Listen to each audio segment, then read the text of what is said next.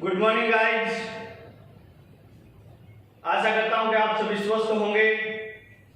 निश्चित रूप से आप इस महामारी के क्लाइमेट में अपने आप को डाल चुके होंगे। इसी के साथ हमारी जो क्लासेज है आपके साथ बनी रही है। पूरे लॉकडाउन में आपको भरपूर आनंद के साथ में आपको क्लासेज दी गई है। नियमित क्लासें आपके पास में आ रही है। इसी के साथ में इसी कड़ी में हम चलते हैं हमारे अगले टॉपिक में। पिछली क्लास का हमारा जो टॉपिक था वो था रेस्पिरेशन के बारे में पढ़ा था, डेफिनेशन पढ़ी थी, टाइप्स पढ़े थे। आज हम इस रेस्पिरेशन सिस्टम के बारे में जानेंगे कि ये रेस्पिरेशन जो सिस्टम है वो सिस्टम किस प्रकार से बॉडी में संचालित होता है, उसको हम देखते हैं। रेस्पिरेशन सिस्टम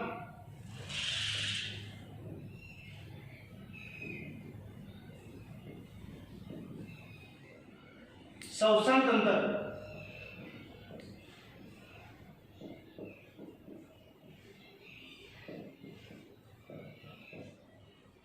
देखो, रेस्पिरेशन सिस्टम की बात करेंगे तो उस स्थिति में हम देखेंगे बिल्कुल इजीली जो क्लास है, एकदम इंपॉर्टेंट क्लास है और इजीली आपको समझ में आने वाली क्लास है दोस्तों।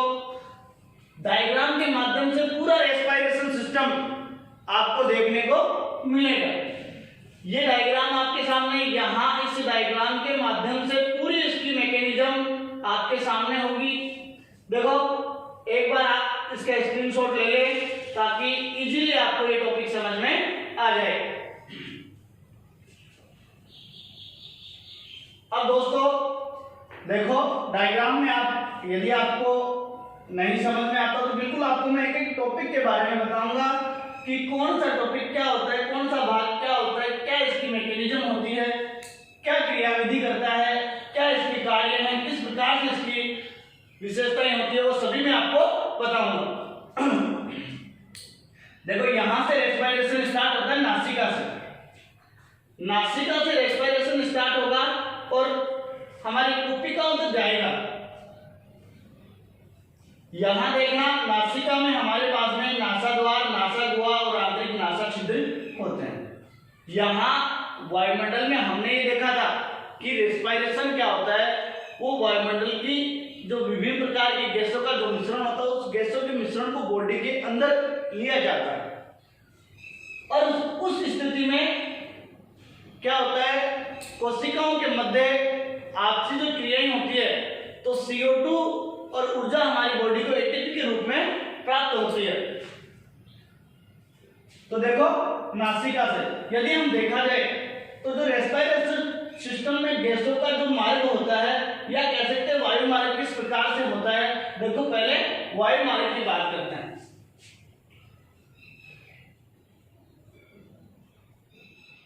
कि किस प्रकार से वायु बॉडी के अंदर जाती है। सबसे पहले नासिका में,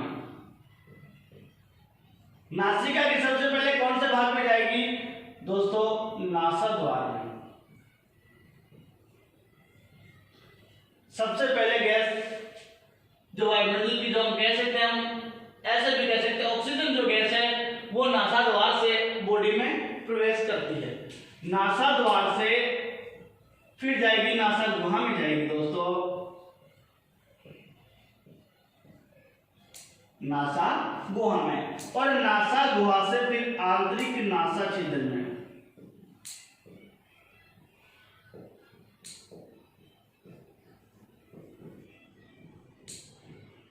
आंतरिक नासा छिद्र में, आंतरिक नासा छिद्र, ये नासिका के पार्ट हो गए। नासिका से यहाँ नासिका में जाने के बाद में यहाँ देखो हमारे पास में नासिका के अलावा एक मुख भी श्वसन अंग का कार्य करता है। यदि कई बार नासिका अवरुद्ध हो जाती है तो उस स्थिति में क्या होता है, मुख श्वसन का कार्य करता है।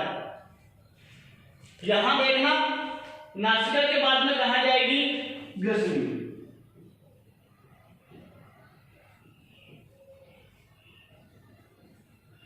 ग्रसनी के जो दो भाग हैं हमारे पास में, नासा ग्रसनी नासिका से जुड़ी हुई रह जाती है, मुख ग्रसनी जब डाइजेशन का पार्ट हमने पढ़ा था तो इसके बारे में पढ़ा था। मुख ग्रसनी डाइजेशन वाले पार्ट में काम आती है, और फिर आती है कंठ ग्रसनी जो रेस्पिरेशन सिस्टम के साथ में हमारे पास में काम में आ जाती है। ग्रसनी के बाद में यहां देखो इस प्रकार से नासिका से ग्रसनी, ग्रसनी से कहां आ गया, लेरिक्स में।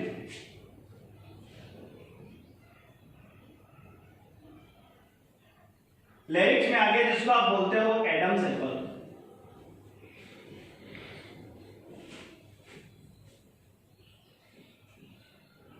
एडम्स एप्पल यहां लेरिक्स में जाने के बाद में कहां जाएगा, श्वास नली में जाएगा।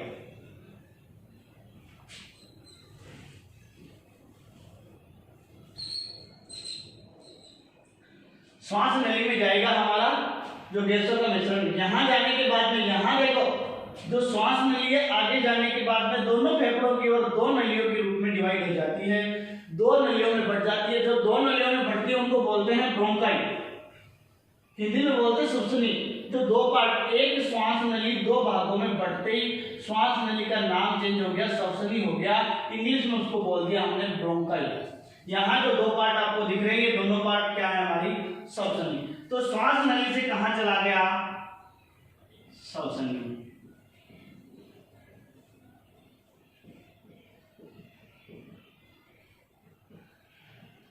ब्रोंकाई में चला गया दोस्तों। ब्रोंकाई आगे जब श्वसनी आगे अलग अलग पार्ट में और डिवाइड होती है और छोटी श्वसनी में डिवाइड होती है, उसको बोल देंगे हम श्वसनिका। यहाँ देखो ये फेफड़ों लंग्स के बाहर के बाद में लंग्स के अंदर जाने वाली जो गैसों को ले जाने वाली नलियां होती है वो श्वसनिका, छोटी रूप में बढ़ जाती है वो श्वसनिका। इंग्लिश में बोलते हैं ब्रेंकियोल। तो श्वसनी से कहां गया,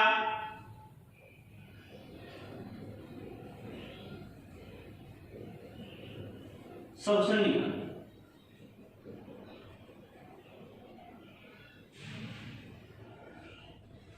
ब्रेंकियोल, ब्रेंकियोल में जाने के बाद में ये जाएगी कुप्पिकाओं में। तो कुप्पिकाओं में जाने के लिए कुप्पिकाओं के पास में सबसे पहले होती है कुप्पिका वाहिनी, वायु कुप्पिका वाहिनी, जो वायु को कुप्पिकाओं के अंदर लाती है।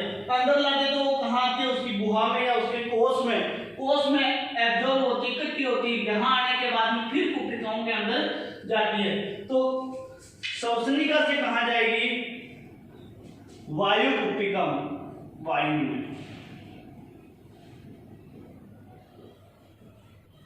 वायु कुप्पिका वाहिनी में। यहां वायु कुप्पिका वाहिनी से वायु कुप्पिका कोष में।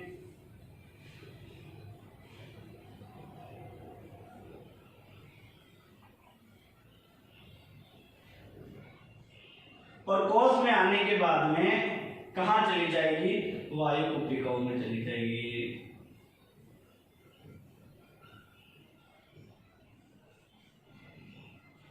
और यहां आने के बाद में रेस्पिरेशन में O2 CO2 का आदान प्रदान होने की क्रिया कंप्लीट हो जाती है। ये क्योंकि ये लंग्स में यहां तक का भाग लंग्स में आ जाती है।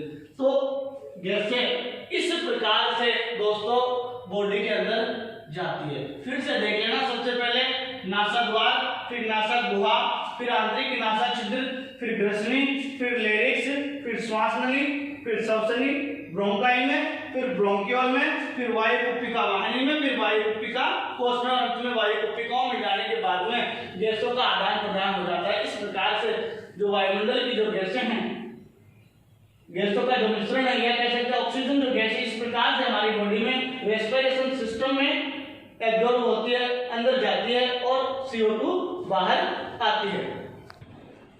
अब देखो ये थे वायु मार्ग। अब उसके बाद में बात करते हैं रेस्पिरेशन सिस्टम की। श्वसन हमने पढ़ लिया था। श्वसन के बाद में देखो दो पार्ट में यहाँ डिवाइड हो गया ये नाम।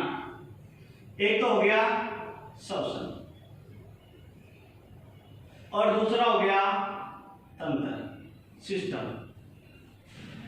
श्वसन हमने पढ़ लिया कि वायुमंडल की जो गैसें या वह प्रक्रिया जिसमें गैसें कोशिकाओं के माध्यम से या भोजन के ऑक्सीकरण के द्वारा उस प्रक्रिया के माध्यम से CO2 और ऊर्जा या एटीपी के रूप में बॉडी को प्राप्त होती है, वो हो गया रेस्पिरेशन, ये श्वसन। उसके बाद में सिस्टम तंत्र।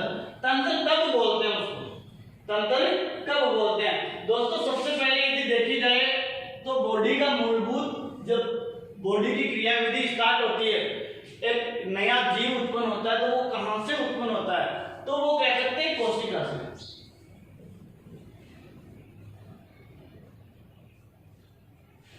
कोशिकाएं मिलकर क्या बनाती है? उत्तक।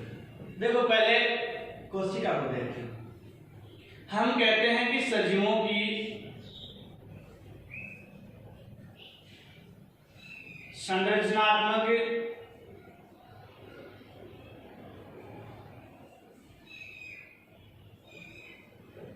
क्रियात्मक मूलभूत इकाई है ये।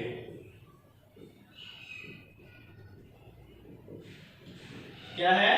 मूलभूत इकाई है। जो कोशिका होती है सजीवों की संरचनात्मक एवं क्रियात्मक मूलभूत इकाई होती है। क्यों? क्योंकि बॉडी में जब एक शरीर का निर्माण होता है तो सबसे पहले जिस प्रकार से हम कह सकते हैं हम एक बिल्डिंग बनाते हैं, भवन बनाते हैं, तो भवन बनाते हैं तो उसमें आप एक मंजिल बना लिया, 2 3 4 5 ऊपर तक का कहीं बना लिया, लेकिन उसकी नींव कहाँ से स्टार्ट होती है? नींव का जो पहला पत्थर होता है उसी से उस बिल्डिंग का पूरा आधार होता है। तो जो नींव हम डालते हैं वो नींव कह सकते हैं, बॉडी की जो नींव होती है वो सेल्स होती है, कोशिका होती है। तो इस कोशिका को कहते हैं सजीवों की संरचनात्मक और क्रियात्मक मूलभूत इकाई। और जब एक ही प्रकार की कोशिका, एक ही प्रकार की मतलब जो क्या करे समान कार्य, समान कार्य करने वाली कोशिकाओं का क्या हो गया? समूह। जब समान कार्य करने वाली कोशिकाओं का एक समूह बन जाता है तो वो क्या कहलाता है? फिर वो उत्तक बन जाता है दोस्तों, टिश्यू।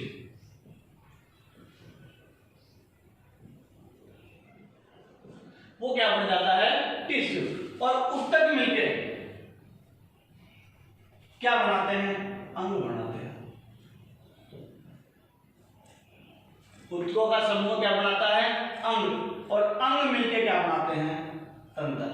बहुत सारे अंग मिल जाते हैं तो क्या बन जाता है? एक सिस्टम बन जाता है, एक तंत्र बन जाता है, ताकि जो क्रियाविधि बॉडी में कंप्लीट होती है वो सभी पार्ट मिलकर अपने अलग अलग कार्यों के माध्यम से मिलकर एक पूरी क्रियाविधि का संचालन कर देते हैं दोस्तों। तो उसको कह देते हैं हम सिस्टम।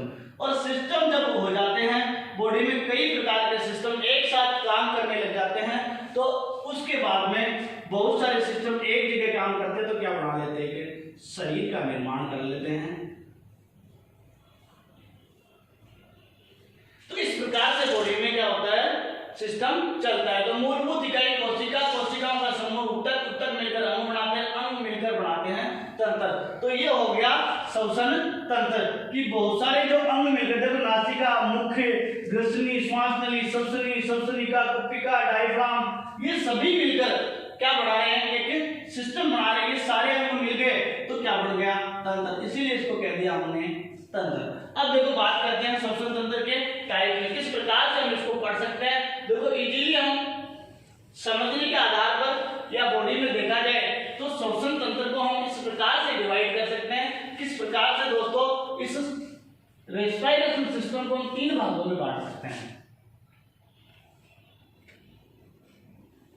किस प्रकार से 3 भागों में बांट सकते हैं? देखो यहां से देखना, ये वाला जो पार्ट है, ऊपर का जो पार्ट, यहां तक का जो हम देख सकते हैं, यहां तक का जो पार्ट है, ऊपर वाला पार्ट जो श्वसन में काम आता है वो क्या हो गया? ऊपरी श्वसन हो गया। तो पहला पार्ट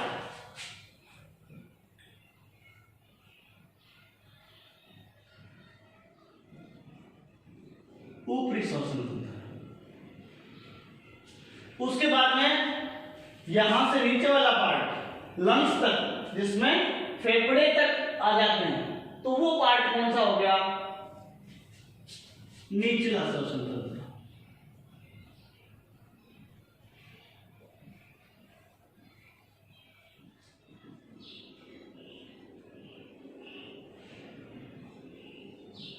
निचला श्वसन तंत्र।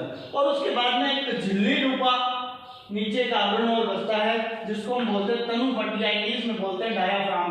मांसपेशियों का बना हुआ एक पट होता है, वो क्या हो गया?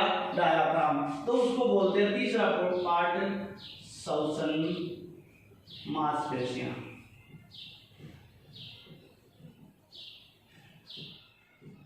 क्योंकि ये भी श्वास की प्रक्रिया में ही काम आने वाला पार्ट है। तो ऊपर वाला जो पार्ट आपको दिख रहा है वो ऊपरी श्वसन, नीचे वाला निचला श्वसन। और उसके बाद में अंत में जो बचा, देखो ये एक तनु पर डायग्राम होता है, उसको किस में ले लेंगे, श्वसन मांसपेशियों। देखो ऊपरी में क्या क्या आ जाते हैं। ऊपरी श्वसन तंत्र में देखते हैं हम नासिका,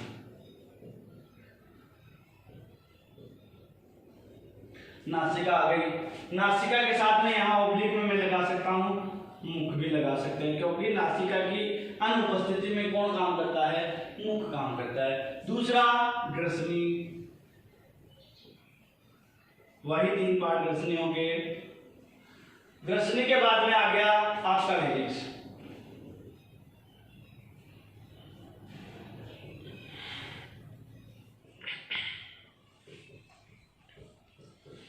एडम से एप्पल, ये आ गए ऊपरी श्वसन तंत्र में। ऊपरी में 3 पार्ट देखेंगे, नासिका देखेंगे, ग्रसनी देखेंगे, लेरिक्स देखेंगे, मुख देखेंगे। यहाँ लेरिक्स में हम स्वर तंत्र भी देख लेंगे, कंठ भी देख लेंगे। उसके बाद में निचला आता है। निचले में देखो यहां से स्टार्ट होता है श्वास नली से,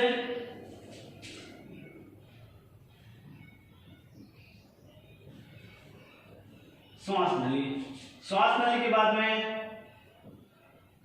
श्वसनिका, ब्रोंकाई, श्वसनिकाएं,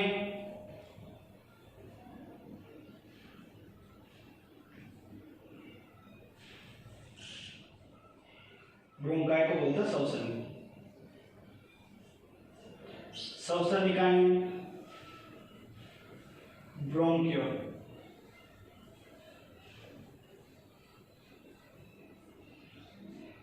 ये हो गया ऊपरी में 3 पार्ट, निचले सिस्टम में भी 3 पार्ट। यहां फेफड़े भी आ जाते हैं,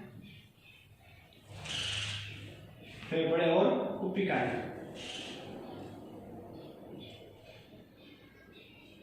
ये हो गया निचला श्वसन तंत्र में। और श्वसन मांसपेशियों में केवल हमारे पास में एक पार्ट बचता है, वो आ गया हमारा तनुपट, या कह सकते हैं उसको इंग्लिश में बोलते हैं डायाफ्राम। इस प्रकार से श्वसन तंत्र को हम 3 भागों में डिवाइड करके आसानी से उसकी स्टडी कर सकते हैं, क्योंकि पूरा सिस्टम एक साथ देखेंगे तो इजीली समझ में नहीं आएगा दोस्तों। तो इसलिए आपको 3 पार्टों में इसको डिवाइड कर दिया, ऊपरी श्वसन तंत्र, निचला श्वसन तंत्र और श्वसन मांसपेशियां। ऊपरी श्वसन तंत्र में हम 3 पार्ट पढ़ेंगे, नासिका, मुख और ग्रसनी और लेरिक्स। और निचले श्वसन में श्वसनी, श्वास नली और श्वसनिकाएं और फेफड़े और कुपिकाओं को देखेंगे, और श्वसन मांसपेशियों में देखेंगे तनुपट को। अब एक एक पार्ट को हम स्टार्ट करेंगे और उनसे संबंधित जो क्वेश्चंस हैं उन सभी क्वेश्चंस को सॉल्व साथ साथ करते जाएंगे, कहां कौन सा क्वेश्चन पुटअप होता है देखेंगे। अब गाइस देखो, यहां से हम स्टार्ट करेंगे नासिका से। नासिका में साथ साथ में ये भी चलते जाएंगे, नासिका के पार्ट नासा द्वार, नासा गुहा, नासा छिद्र। तो ऊपरी श्वसन तंत्र देखते हैं।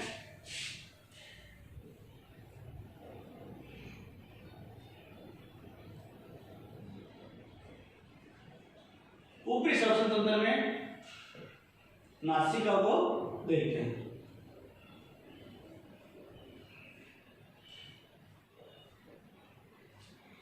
जो नासिका होती है, यहां दोस्तों नासिका में क्या पाई जाती है, झिल्ली।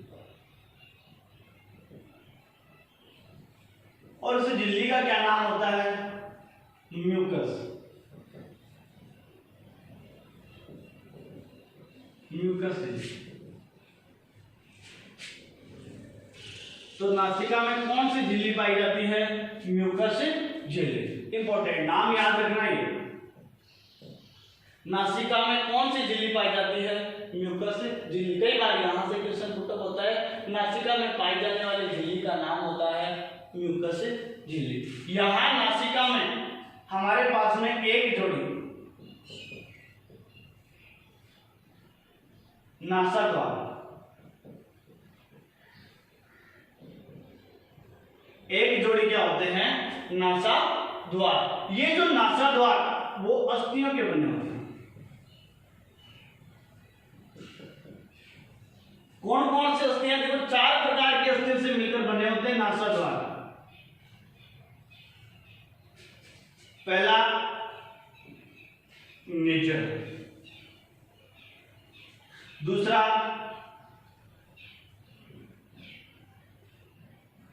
प्रीमैक्सिला, तीसरी अस्थि मैक्सिला,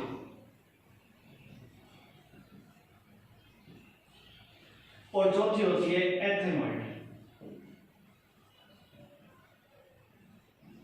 ये चार प्रकार की जो अस्थियां होती हैं, इन चार प्रकार की अस्थियों से मिलकर क्या बना होता है हमारा नासा द्वार।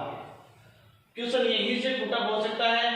यदि यहाँ देखा जाए तो क्वेश्चन इस प्रकार से बना सकते हैं कि नासा द्वार में निम्न में से कौन सी अस्थि अनुपस्थित होती है या कौन सी अस्थि नहीं होती। तीन नाम हम दे देते हैं, एक नाम अलग से कोई दूसरी अस्थि का दे दिया, यहां दे दिया कोई फीमर इसकी जगह। तो पहला ऑप्शन नेजल, दूसरा प्रीमैक्सिला, तीसरा मैक्सिला, चौथा फीमर। हमें पता है फीमर कहाँ पाई जाती है, हमारे पैर में पाई जाती है, तो हमारा ऑप्शन क्या हो गया फीमर के फीमर नासा द्वार में नहीं पाई जाती। यहां देखिए दोस्तों, इसी नासिका में एक घ्राण ग्रंथियां पाई जाती है।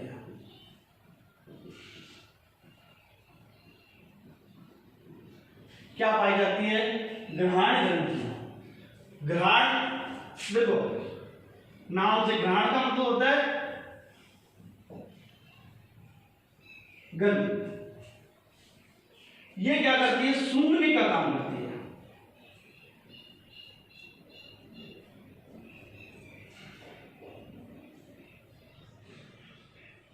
सूंघने का कार्य करती है। जो घ्राण ग्रंथियां होती है सूंघने का काम करती है। देखो इंपॉर्टेंट और फैक्ट,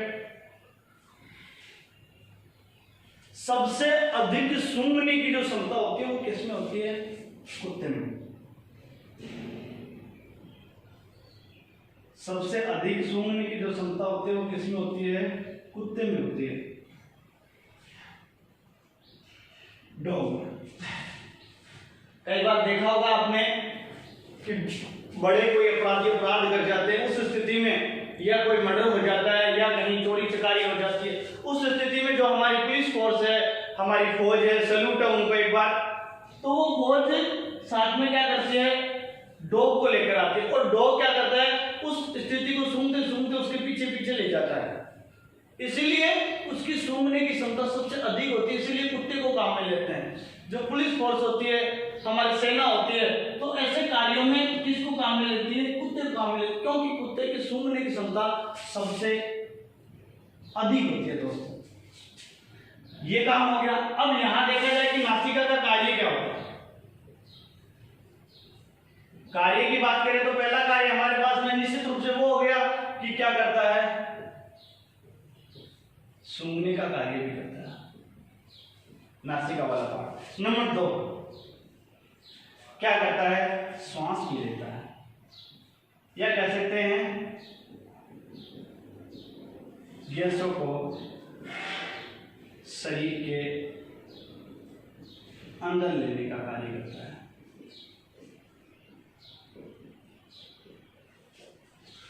ये हो गया हमारी नासिका। फिर से देख लेना, यहाँ झिल्ली पाई जाती है, झिल्ली का नाम होता है म्यूकस झिल्ली, और यहाँ एक जोड़ी नासा द्वार होते हैं। और नासा द्वार 4 प्रकार की अस्थियों से मिलकर बना होता है। एक होता है नेजल, दूसरा प्रीमैक्सिला, तीसरा मैक्सिला, चौथा एथेमॉइड। यहाँ एक घ्राण ग्रंथि पाई जाती है जो क्या करती है? सूंघने का काम करती है। और कार्य देखा जाए इसका, नासिका का सूंघने का कार्य करती है और श्वास गैसों का अंदर शरीर में लेने का कार्य करती है। यहाँ क्या होता है? एक मुख भी पाया जाता है। क्या पाया जाता है दोस्तों? एक मुख पाया जाता है। अब होता क्या है, जब बॉडी में नासिका क्या हो जाती है? अवरुद्ध हो जाती है। नासिका क्या हो जाती है दोस्तों? अवरुद्ध हो जाती है। अवरुद्ध कैसे हो जाते हैं? देखो कई बार लग जाती है, हमें सर्दी जुकाम लग जाती है। उस स्थिति में हमारी नासिका में क्या हो जाती है? श्लेष्मा का अधिक स्त्रावन हो जाता है। श्लेष्मा का अधिक स्त्रावन होने से जो हमारा आंतरिक नासा छिद्र होता है, ये वाला पार्ट, जो आंतरिक नासा छिद्र हो जाता है वो नासा छिद्र क्या हो जाता है, बंद हो जाता है। अब नासा छिद्र बंद हो जाएगा तो क्या गैसें बॉडी के अंदर जाएगी, नहीं जाएगी। नासिका के माध्यम से बॉडी में गैसें शरीर के अंदर नहीं जाएगी। जैसे ये है, यहाँ पहले ये जा रहा है, ये मान लो यहाँ श्वास नली है, अंदर जा रहा है, लेकिन यदि यही मैं बीच में लगा दूं, क्या जा रहा है, नहीं जा रहा। ये क्या हो गया, अवरुद्ध हो गया, मार्ग में क्या हो गई, बाधा हो गई, तो गैसें बॉडी के अंदर एब्जॉर्ब नहीं हो पाती। उस स्थिति में क्या होता है, हमें ऑक्सीजन की जरूरत तो चाहिए, भाई बॉडी में सांस लेने के लिए ऑक्सीजन चाहिए कि नहीं चाहिए। ऑक्सीजन नहीं होगी तो हम जीवित नहीं रह पाएंगे। तो उस स्थिति में क्या करता है, हम मुख से क्या करते हैं, श्वसन। क्योंकि मुख वाले पार्ट में जब हम पाचन की क्रिया देखी थी तो पाचन में देखा था यहाँ तक का पार्ट तो सेम होता है, जहाँ एपिग्लोटिस होता है, एपिग्लोटिस तक तो पार्ट सेम चलता है, ग्रसनी वहीं पे आती है, ग्रसनी यहाँ भी पड़ते हैं, तो दोनों का यहाँ तक का पार्ट जुड़ा हुआ रहता है। क्योंकि मुख से ऑक्सीजन जाएगी, वो कंठ ग्रसनी तक तो जाएगी, कंठ ग्रसनी से वहां पार्ट अलग हो जाएगा, गैसें होती है, तो एपिग्लोटिस ऑटोमेटिक वो क्या करता है, भोजन नली पे आ जाता है, श्वास नली में चला जाता है। तो इसको मुख को क्या कह सकते हैं, हम द्वितीय श्वसन अंग कह सकते हैं। द्वितीय के श्वसन अंग। यदि आपको ये पूछ लिया जाए कि बॉडी में द्वितीय श्वसन अंग के रूप में कौन सा भाग कार्य करता है, तो दोस्तों वो होता है मुख। कब करता है, जब नासिका क्या हो जाती है,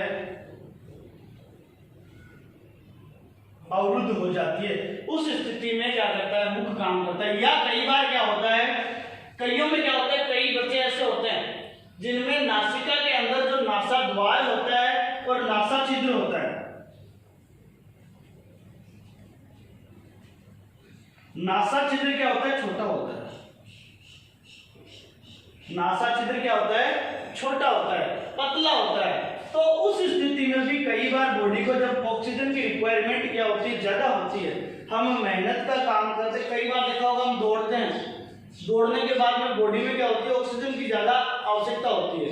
क्यों, ग्लूकोज का जो विघटन होता है, बॉडी को ग्लूकोज चाहिए, एनर्जी चाहिए, तो उस स्थिति में क्या होता है, हमें एक साथ अत्यधिक मात्रा में ऑक्सीजन की आवश्यकता, तो हम क्या करते हैं, नाकों के माध्यम से, नासिका के माध्यम से पूरा ऑक्सीजन नहीं ले पाते, तो उस स्थिति में हम मुख से श्वास लेते हैं एकदम से, ताकि ऑक्सीजन अधिक मात्रा में बॉडी में जाए। तो कह सकते हैं ये द्वितीय अंग है। तो द्वितीय अंग कौन सा हो गया, माउथ। अब देखते हैं हम ग्रसनी को देखते हैं। देखो अब तीसरा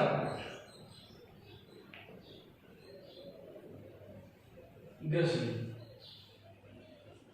ग्रसनी की बात करते हैं तो दोस्तों ग्रसनी हमने डाइजेशन में पढ़ी थी, यहां फिर से हम देख लेंगे। जो ग्रसनी होती है वो किसकी होती है, पेशियों की बनी होती है। किसकी बनी होती है, पेशियों की बनी होती है। इसकी आकृति शेप होती है चिमनी के समान। जो घर में रसोई में जो चिमनी होती है उस चिमनी के समान होती है। इस ग्रसनी के हमारे पास में कितने पार्ट हैं, 3 पार्ट है ग्रसनी के। पहला नासा ग्रसनी, नंबर 2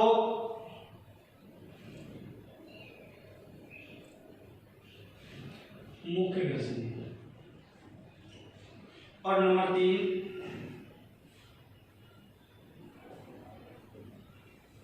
कंठ ग्रसनी। इसको बोलते हैं अधोग्रसनी।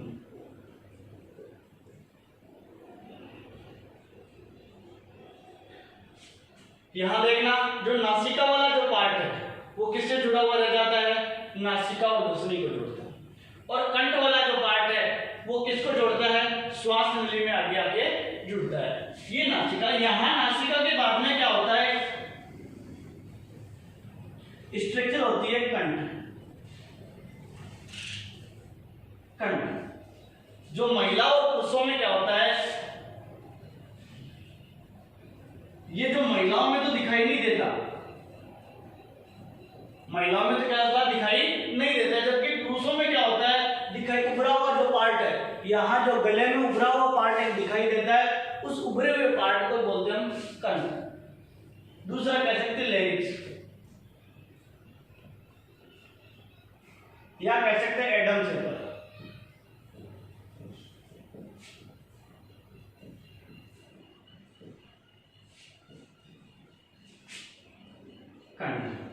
देखो देखते हैं कंठ के बारे में। यहाँ वाला जो पार्ट ग्रसनी के बाद में श्वास नली के बाद वाला जो पार्ट, ये वाला पार्ट है लेरिक्स कंठ। स्ट्रक्चर देखें इसकी तो कैसा होता है, त्रिभुजाकार।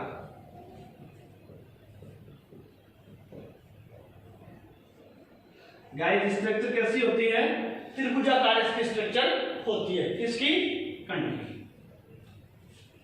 ये जो कंठ है, देखो हमने देखा था यहां नासिका को देखा था, ये किसकी थी, अस्थियों की थी। जबकि आपका जो लेरिक्स होता है वो किसका बना होता है, उपास्थियों का।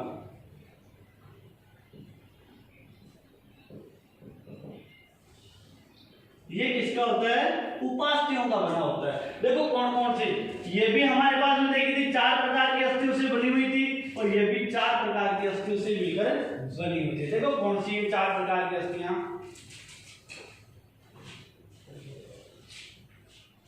देखना पहली आउटुपास्थि, दूसरी हमारे पास में आती है मुद्रिका, तीसरी आती है दर्विका,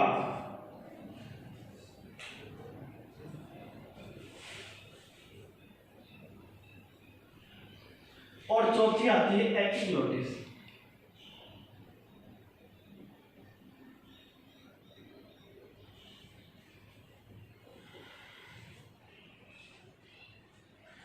जो कंठ होता है स्ट्रक्चर त्रिभुजाकार, और किससे बना होता है, उपास्थ्यों से। और कौन कौन सी उपास्थियां इसमें मिलकर बनती है, देखो एक होती है औतु, जो गले में पाई जाती है औतु।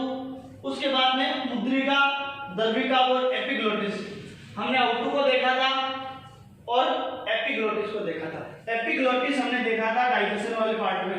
यदि आपने मेरी क्लासें नहीं देखी, आप अभी हमारी क्लासों के साथ में जुड़े हो, तो दोस्तों पीछे वाली क्लास है, वो चैनल को खोल के वीडियोज में जाके पीछे वाली क्लासों का आप भरपूर आनंद ले सकते हो। यदि वहां नहीं तो उसी पार्ट में चैनल को खोलो, वीडियोज के आगे प्लेलिस्ट आती है, प्लेलिस्ट में आपको मेरी सभी क्लासें एक साथ सीरियल में मिल जाएगी।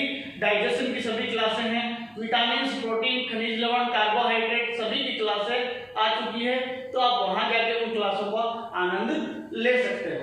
तो एपिग्लोटिस क्या करता है, भोजन को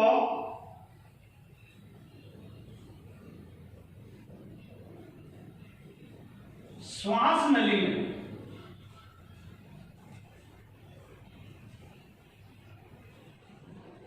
जाने से रोकता है। तो 4 अस्थियां कौन सी हो गई, आउटो, मुद्रिका, दर्विका और एपिग्लोटिस। एपिग्लोटिस को हमने पढ़ लिया था, यहां और पढ़ लो, भोजन को श्वास नली में जाने से रोकता है। ये हो गया हमारा कंठ। यहां देखो कंठ के बाद में